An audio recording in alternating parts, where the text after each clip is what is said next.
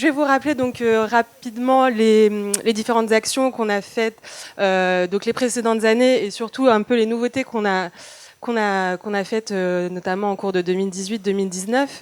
Donc, comme l'a rappelé la DGES, nous avions mené l'action de transition enfant-adulte, donc cette transition qui est assez compliquée au niveau du service pédiatrique vers le service adulte. Et nous avions fait une enquête depuis 2016 auprès des médecins, donc pédiatres et adultes, et également auprès des patients et de leurs familles pour savoir comment ils ont ressenti cette transition et voilà, quels outils ils pourraient penser pour améliorer cette transition. Donc, il en est venu donc, la mise en place d'un nouveau formulaire qui est complété par le médecin pédiatre, par le patient, par le jeune patient du coup, et par sa famille ou son tuteur légal.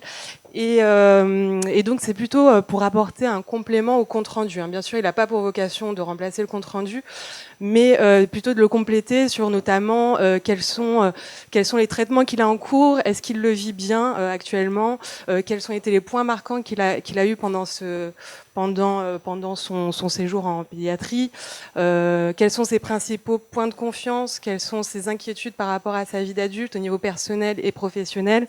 Donc voilà, c'est un peu plus médico-social, psychologique. Et pour l'instant, il est diffusé auprès de la CHIP et on espère bientôt le diffuser beaucoup plus largement, notamment au niveau des associations de patients et même sur le site internet, voilà, diffusé largement. Autre point dans l'axe soins, donc c'est le support au PNDS, le support méthodologique, donc les recommandations nationales de prise en charge au niveau national. On a bien entendu répondu à l'appel à projet du ministère de la Santé qui est paru donc ce mois d'avril et qui sera donc renouvelé aussi sur les prochaines années. On a soumis 8 PNDS en attendant de voir ceux qui pourront être financés donc à travers cet appel à projet. Également, on a recruté donc très récemment Cynthia Okita-Oshima, qui est donc au premier rang depuis le mois de mars et qui est en charge de la formation à l'outil BAMARA, donc la base nationale épidémiologique sur les patients atteints de maladies rares. Il est en cours de déploiement dans les hôpitaux depuis 2018. Et donc prochainement seront ouverts donc Amiens, Lyon et Hendaye, avec également Saint-Étienne. Il y a également Necker qui est prévu donc à la rentrée.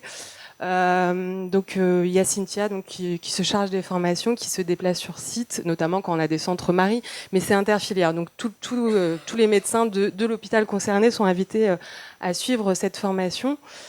Et donc le prochain est bien confirmé, hein, c'est bien le 24 juin après-midi, je crois. Sur l'hôpital d'Amiens. Après, pour Lyon et Saint-Étienne, c'est un peu plus différent parce qu'ils ont développé en parallèle Colémara, donc qui est interopéré directement avec Bamara. Donc voilà, c'est plus une formation Colémara et un petit complément Bamara, mais voilà, ça se passera un peu autrement pour ces hôpitaux. Autre action, donc c'est les fiches RCP et l'outil de RCP en ligne. Donc on a choisi le prestataire Sarah qui a été développé donc par l'ARS Rhône-Alpes et Auvergne-Rhône-Alpes. Mais d'ores et déjà, en tout cas, vous avez toutes les demandes d'avis d'expertise, donc un peu normalement qui sont rédigées un peu comme celle-ci, qui sont sur le site Marie. Donc dans le menu avis d'expertise, donc vous avez l'ensemble des fiches qui sont disponibles, soit sous ce format, soit sous un autre format. Et en attendant donc du coup qu'on développe ce nouvel outil qui donc sera sur ce site internet avec numéro RPPS, voilà, c'est sécurisé, agréé santé, sauvegardé quotidiennement. Et donc on a développé tout d'abord en jeu d'Amakinine dont le pilotage se fait à Grenoble avec le centre CREAC. On a commencé les premiers tests. Donc voilà, après ça à suivre avec les autres RCP normalement qui seront développés donc courant de cet été et on espère que tout sera actif courant de cette année voilà au niveau des RCP Marie. Autre chose, c'est que depuis un petit moment maintenant, depuis 2018, on a développé des cartes d'urgence suite à la demande du ministère de la Santé. Donc précédemment, vous aviez des cartes d'urgence qui faisaient aussi le soin. Là, c'est uniquement l'urgence. Donc si le patient se retrouve en situation d'urgence, qu'est-ce que l'urgentiste doit faire ou ne doit pas faire devant ce patient atteint de maladie rare? Donc on a déjà 12 cartes d'urgence qui ont été mises en place, qui sont disponibles auprès des centres de référence et de compétences. Et donc il nous reste encore 3 quarts d'urgence éventuellement à développer, sachant que dans la maladie de Castleman, il n'y aura pas de carte d'urgence. Voilà, un patient atteint de Castleman en fait est traité comme un autre patient. Il n'y a aucune recommandation. Ensuite, l'axe 2, donc, qui est vraiment le plus gros axe de la filière Marie, c'est la communication-formation. Donc chaque année, on organise des journées nationales avec un thème différent. Là, on en est à notre 5e journée, donc sur le thème de la génétique, notamment par rapport au plan donc France Médecine Génomique 2025. Également, on organise des journées en région. Donc là, on en est à notre 7e qu'on va faire, donc la première fois au niveau de l'outre-mer à La Réunion, parce que nous avons beaucoup de centres Marie sur cette île, et donc ça sera pour tout l'océan Indien. Toutes les îles de l'océan Indien seront invitées donc à cette journée de formation. Et ce qui la rend un peu plus interactive aussi, c'est que des questions sont posées tout au long de la journée. Et pour le premier interne voilà, du classement, il gagnera une inscription au congrès national de son choix. C'est vraiment pour un peu plus les captiver toute la journée, pour bien qu'ils suivent et qu'ils ne soient pas sur leur smartphone toute la journée.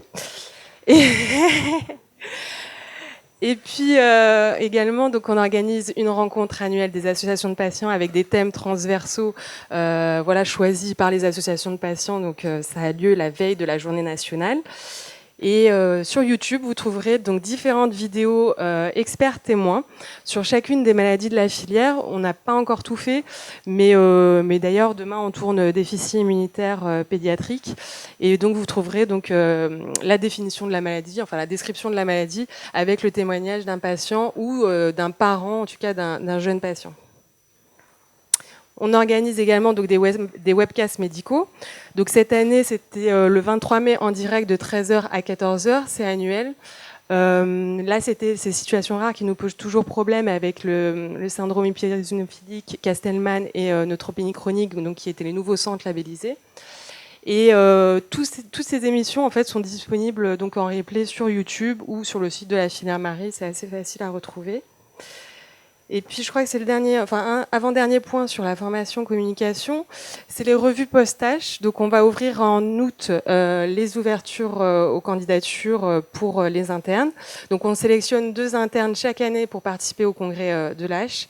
Et donc ils ont pour mission de rédiger des brèves sur les avancées thérapeutiques ou diagnostiques qui sont présentées au moment de ce congrès international d'hématologie. Donc la clôture a lieu le 29 septembre à minuit. Et la filière est bien entendu présente aux 2 congrès donc, qui sont d'hémato et de médecine interne avec une session Marie. Et puis bien sûr, on est présent aussi avec l'ensemble des filières de santé maladies rares au congrès des médecins généralistes, des pédiatres et des médecins urgentistes pour pouvoir sensibiliser du coup les premiers médecins qui voient le patient, sensibiliser au diagnostic et informer de l'existence des centres de référence, des filières, etc. Et puis donc la nouvelle action donc 2019 de cette année, c'est l'enseignement en ligne qui a été très demandé notamment pour l'outre-mer ou pour tout médecin en fait qui peuvent pas se déplacer notamment au DU qui a lieu à Paris. On a mis en place donc cet enseignement qui n'est pas encore validant auprès d'une université, mais qu'on souhaite bien sûr faire courant de l'année.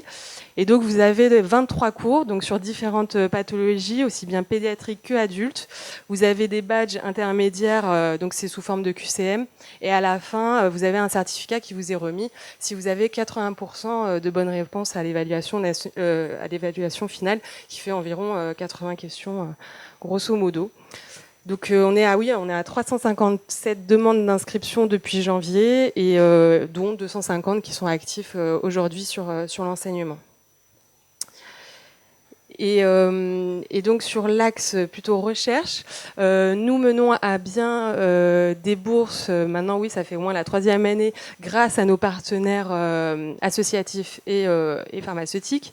C'est 3 bourses à hauteur de 10 000 € et donc c'est ouvert aujourd'hui, à partir d'aujourd'hui.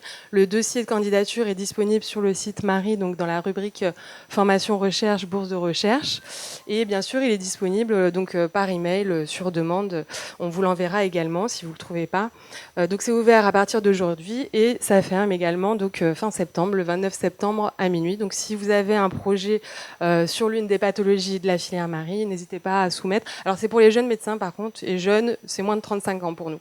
Donc c'est juste la petite la petite notion. Moi je vais bientôt arriver au mode senior, mais puis je vous remercie à tous de votre attention et puis je vous souhaite une très bonne journée avec nous.